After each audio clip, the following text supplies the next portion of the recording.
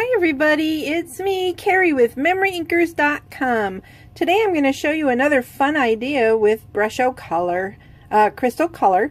By the way, I found this at the dollar store. I think it came with like 2 or 3, and so it fits my Brusho perfectly in my drawer and keeps them all nice and safe. Also, you guys have already heard about putting the little pin in them, and my other find, this is pretty old. It's actually an old Michael's 99¢, but this works great if you're gonna do this technique that I'm about to show you. So I'm going to show you how I did something like this. This is kind of a graffiti styled card, and what I did was, this time this is on Whisper White and I embossed it in clear.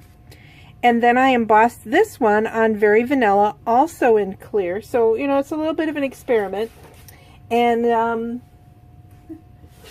this is the stamp set. I love this new stamp. I love background stamps, but this one is just awesome. It's called Handwritten, and it has a lot of words in it. Happy, merci, and welcome in different languages. All the words are in different languages. Love, smile. There's just a ton of them, but I can't read them all, and I don't want to embarrass myself by attempting to speak in the other languages, but it's very cool. So it makes a great background for a lot of different stamps. In fact, before and you just ink that with Versamark and then emboss it. I just want to show you real quick, you don't really have to do anything with it. This is just a simple little card I made. And it's just a happy birthday card, and I just thought it was fun, kind of guy-like. So just want to give you guys a quick shout out at that. So now, what I have done, you can see I have played with this quite a bit. The other thing that I did is, because I love my Brusho so much, I have dedicated 5 aqua painters to Brusho. And I didn't make fancy labels like I did for this thing. I just wrote on tape the different colors so I would remember which color is in which little tube, and then you just sprinkle a little bit in, and I believe this is the yellow right here. Sorry for the loud tapping. And then you can either use your aqua painter, but I have this really cool thing. I don't know where I got it, but it'll let me just drop in a drop or 2 of water in there.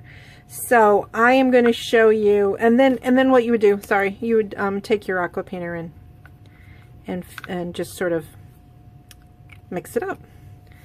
But I am going to start with the blue, which is over here,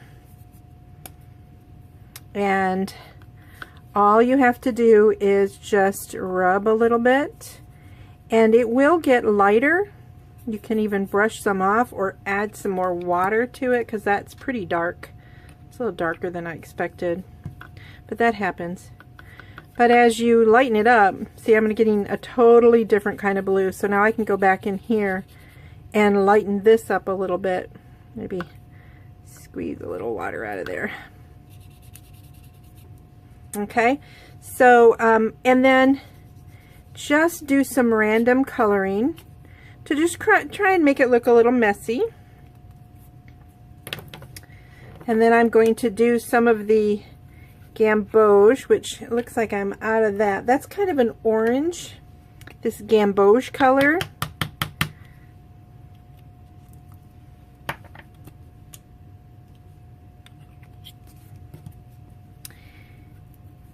And I'm going to add some of that color in here. And can you see how where I have the embossing, it's sort of melting away from the embossed area, which I think is very cool. And you want to make sure you get it everywhere. So I know I'm leaving big blotches of no color, but I'm not done. So just you get the idea. So I'm going to pause the video here while I finish coloring.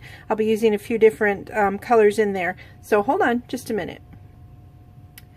Okay, so now I have all of the color in there, and what I'm going to do is I'm going to take a little bit of a paper towel and I'm going to spritz it so it's damp. And then I'm just going to wipe over this. And it's going to help the embossed wording pop out. Oh, and see, I can see a little spot where I missed some color. So let me fill that in real quick. A little bit up there.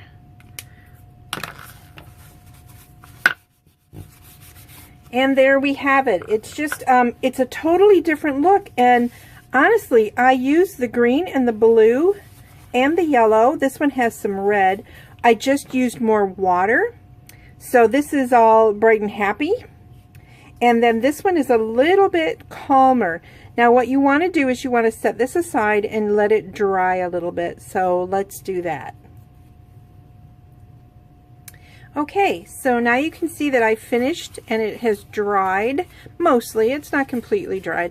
I did hit it with the heat gun so that I didn't have to wait forever for this, but I wanted you to see that it does curl. It has a little bit of a curl to it because it was pretty wet. And so because of that, I'm going to adhere it with our wonderful tear and tape. I apologize that I can tell that my lighting is very dark on this video. And I don't know if it's the lighting coming in the window or the fact that somehow I lost one of my lights. It's just a little one and I don't always use it, but I would normally have grabbed it today and it just looks all dark to me. So hopefully it's just me and it's not really dark. So you guys all know how to use tear and tape, I'm pretty sure, but in case you didn't, all I'm doing is setting it on there. And it does have a transfer sheet, so you just tear. And the reason I like to use this is, like I said, it is bumpy, and that will just ensure that it's going to stick down. And I like to rub these down really good. It makes taking off the transfer paper so much easier. So again, this is called the Graffiti Technique. You can also do it with, you know, you can probably do it with your blends. I haven't tried that. I'm going to have to. You can do it with your blends. You can do it with your markers and a blender pen. So then I'm matting this to one of our awesome new in colors. I believe it's called Blueberry Bushel. Yep, that's what it's called. So I'm putting it on Blueberry Bushel because I wanted to match this up. And then from the awesome new stamp set, Rooted in Nature, I thought with this background, this Words Are Never Enough seemed so appropriate. So I'm not going to do anything on the inside yet because I don't know what I'll use it for. Because it could be a sympathy card, a birthday card, a thank you, who knows. So let me just, I cut this one after I stamped, and it's about 3/8 of an inch, and I'm going to adhere that to a 1/2 inch piece of Blueberry Bushel, and you can see it's very long, and there's a method to my madness.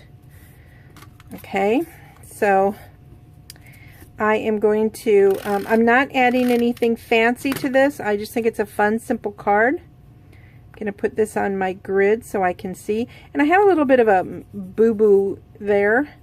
So I got to decide which one needs the most covering. Probably that one. And then I'm just going to, oops, it's moving. Center that. Okay. And then take my snips. And then flip it over. And trim off these little tails.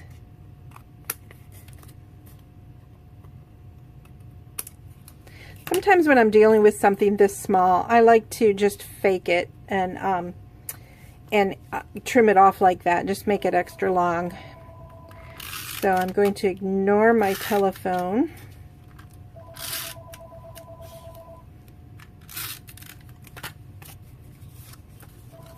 And then just add this to a piece of Very Vanilla, the thick Very Vanilla. And there you have it. It's just a simple little card Again, that is with the Graffiti Technique. So I hope you enjoyed this this video on how to do a graffiti card. I did want to remind you that this stamp set looks awesome just embossed by itself. And of course you can do the graffiti card with different colors. This one is done with on Whisper white paper with clear embossing powder, and this is very vanilla paper with clear embossing powder. That did affect the colors a little bit, but honestly these were just, I had more water, so that helped in it, and it kept it brighter. I also wanted to show you that you can emboss with other colors. I did this one with our copper embossing powder, and then when I created the design, it was too dark. You can barely, I mean, if you hold it just right, you can see the words, but it was just too dark. So experiment with that and see what you like to do with it. I hope you guys had a great time. Hope that you will follow me here on YouTube or on memoryinkers.com, or come find me on Facebook. I'm at facebook.com/memoryinkers, and I do live videos there every Thursday. Thanks. Have a lovely day. Bye.